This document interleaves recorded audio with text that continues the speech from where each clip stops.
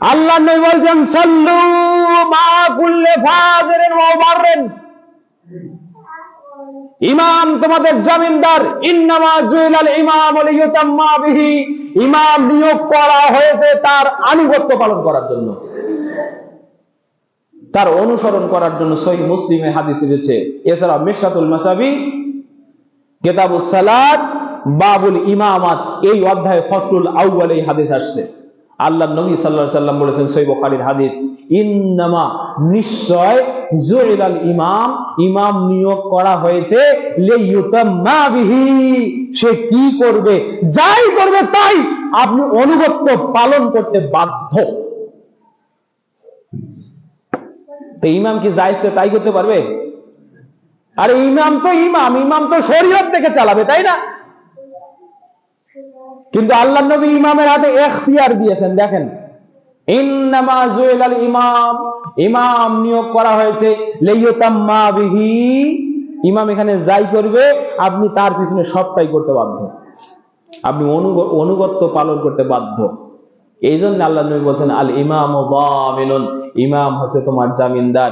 সাল্লু মা কুল্লি বাররিন আও ফাজিরিন, ইমাম সৎ কর্মশীল হোক অথবা তোমার দৃষ্টিতে ফাজের হোক, তবুও তার পিছনে তোমার ইক্তেদা করতেই। অনেক সময় মানুষ প্রশ্ন করে না যে আমাদের হুজুর তো প্রকাশ্যে মিথ্যা কথা বলে, তা আমি তবুও ফতোয়া দিই, তবুও তার পিছনে সালাত আদায় করা লাগবে। সার্টিফিকেটটা দিয়েছেন বিশ্বনবী মুহাম্মদ সাল্লাল্লাহু।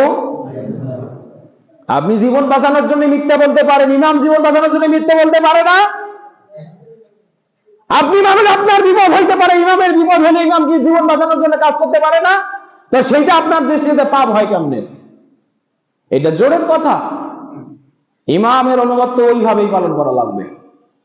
আপাত দৃষ্টিতে যদি দেখেন ইমাম, ওই হাদিসে আসছে ওয়াইন কানা মিনাল কাবাইর, আল্লাহর নবী ওই ইমাম যদি কবিরা গুনাহকারী হয়, আমি তো সগীরা গুনার কথা বলছি, ইমাম যদি কবিরা গুনাহকারী হয় তবুও কি তার পিছনে সালাত আদায় করব?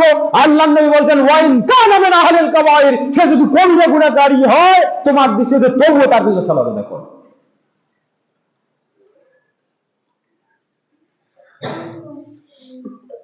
ইমাম হলো জামিনদার। ইমাম কি করবে তার হিসাব সে আল্লাহকে দেবে। আপনি যেহেতু জানেন না, আপনি তার পিছনে সালাত আদায় করেন, ইমামের কবুল না হইলেও না হতে পারে, কিন্তু আপনার সালাত কবুল করে নেবেন কে? সুতরাং রিস্ক কি? সালাত যদি কবুল না হয়, ইমামের না হবে, আপনার সমস্যা কি? আপনারটা তো কবুল হবে। ইমামকে এইভাবেই অনুগত্য করা দরকার। ওয়াল মুয়াজ্জিনু মুতামিনুন, আর মুয়াজ্জিন হলো আমানতদার।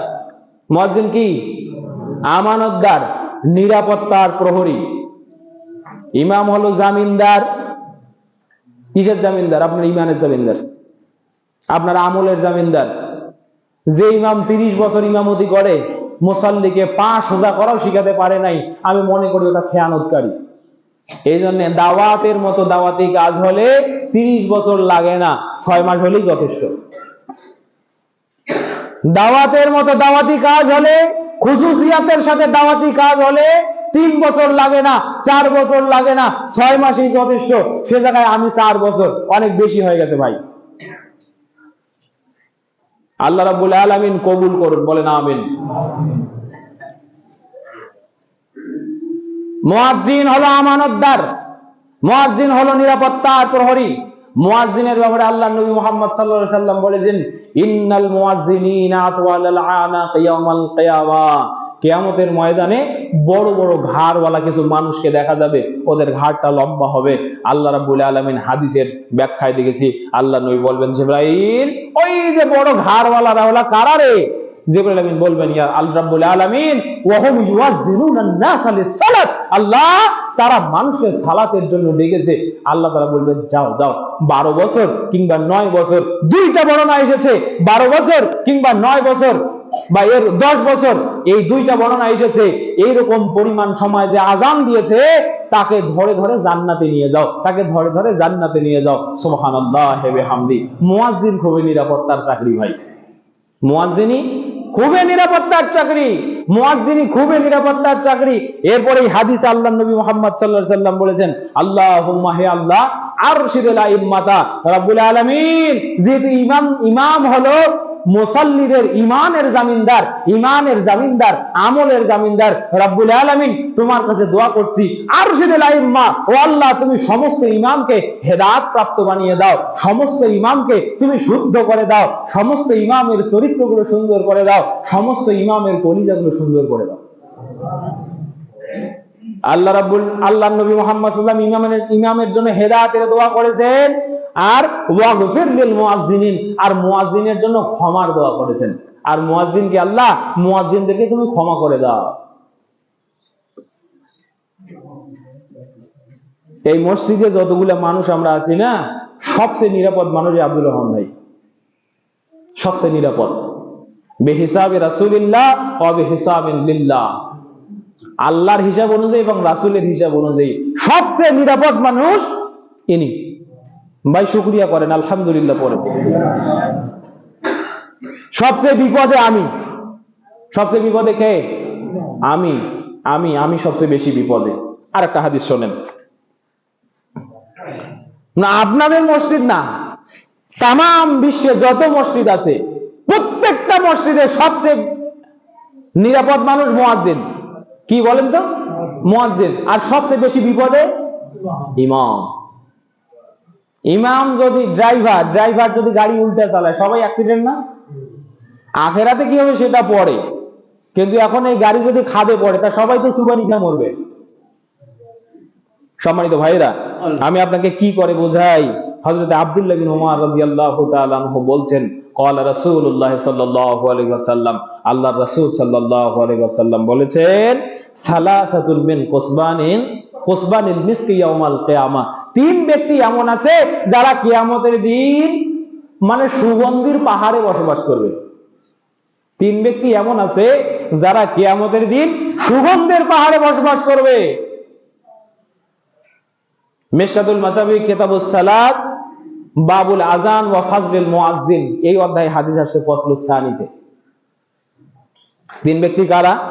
আব্দুন আদ্দা হাক্কাল্লাহি ওয়া হাক্কা মাওয়ালিহি, ওই ব্যক্তি সুগন্ধির পাহাড়ে বসবাস করবে যে দাস নিজের মুনিবের যে দায়িত্ব আছে, মুনিবের প্রতি যে দায়িত্ব সেটাও পালন করে, আবার বান্দা হিসেবে আল্লাহ তার প্রতি যে দায়িত্ব দিয়েছেন সেটাও পালন করে। এ জান্নাতি। এ কি বলেন তো? জান্নাতি। এরপরে রাসূল সাল্লাল্লাহু আলাইহি ওয়াসাল্লাম বলছেন, ওয়া রাজুলুন আম্মা কওমান ওয়া হুম বিহি রাদুন, ওই ব্যক্তিও জান্নাতি, মানে সুগন্ধে থাকবে, সুগন্ধের পাহাড়ে বসবাস করবে কিয়ামতে। যে ব্যক্তি কোন কওমের ইমামতি করে আর তারা সকলে ওই ইমামের প্রতি খুশি। এইখানে আরেকটা হাদিস শোনাই। এবার রাসূল সাল্লাল্লাহু আলাইহি ওয়াসাল্লাম বলছেন, এই হাদিসটাকে ইমাম কি বলে তিরমিজি রাহমাহুল্লাহ বলছেন, হাযা হাদিসুন হাসানুন গরীব, এই হাদিসটি হাসান তবে গরীব পর্যায়ের। ইমাম তিরমিজির মতে যেটা হাসান গরীব পর্যায়ের, সে হাদিস শুদ্ধ হাদিসের বিপরীত না গেলে আমল করা চলে। তার মানে হাদিসটার আমল চলে, হাদিসটা ইমামের ফজিলত মুয়াজ্জিনের ফজিলতে বর্ণনা করা চলে, কোনো সমস্যা নেই। তবে একটা সহিহ হাদিস আসছে, একদম টাটকা সহিহ হাসান পর্যায়ের হাদিস। আল্লাহ নবী মুহাম্মদ সাল্লাল্লাহু আলাইহি ওয়াসাল্লাম বলছেন, সালাসাতুন লা তুরফাউ সালাতাহুম হানাবিরাহুম, তিন ব্যক্তি এমন আছে যাদের সালাত মাথার উপরে উঠে না।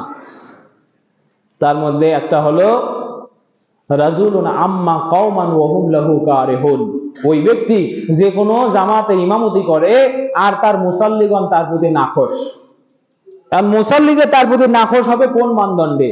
ইমাম যদি নিজে মিথ্যুক হয় অথবা দ্বীনের খেয়ানতি করে, মুসাল্লিরা ভালো, এই কারণে নিজের নিরাপত্তাহীনতার আশঙ্কায় ইমামের প্রতি নাখোশ, ওই ইমাম অভিশপ্ত। কিন্তু যদি এমন হয় ইমাম সত্য কথা বলেছে কিন্তু মুসাল্লি মানতে পারে না, তাই ইমামের দুর্নাম করে বেড়াচ্ছে, তাহলে কি হবে? যদি এমন হয় ইমাম ঠিক পথে আছে কিন্তু মুসাল্লি মানতে পারে না, তাই বলে তো হুজুরে না, তাহলে কি হবে? নিজের হিসাব করবেন বুকে হাত দিয়ে। সম্মানিত ভাইরা, এজন্য বলছি ইমাম বড় আপেক্ষিক বিষয়। ইমামের অন্ধ অনুসরণ করতে যেমন আপনি বাধ্য, দালিলিক অনুসরণ করতে যেমন আপনি বাধ্য, তেমনি ইমাম নিজস্ব দায় থেকে আল্লাহর কাছে জামিনদার। সুতরাং ইমামের হাত পা দুনিয়াতেও বাধা, আখিরাতে হিসাব তো আছেই। আল্লাহ রাব্বুল আলামিন পৃথিবীর যারা ইমাম আছে, আল্লাহ আমি তোমার কাছে দোয়া করি নবীর পরিভাষায়, আল্লাহুম্মা আরশিদিল আইম্মা, ও আল্লাহ তুমি পৃথিবীর সব ইমামকে শুদ্ধ সমাজ দান করো, তাদেরকে হেদায়েতের উপরে রাখো। বলেন আমিন।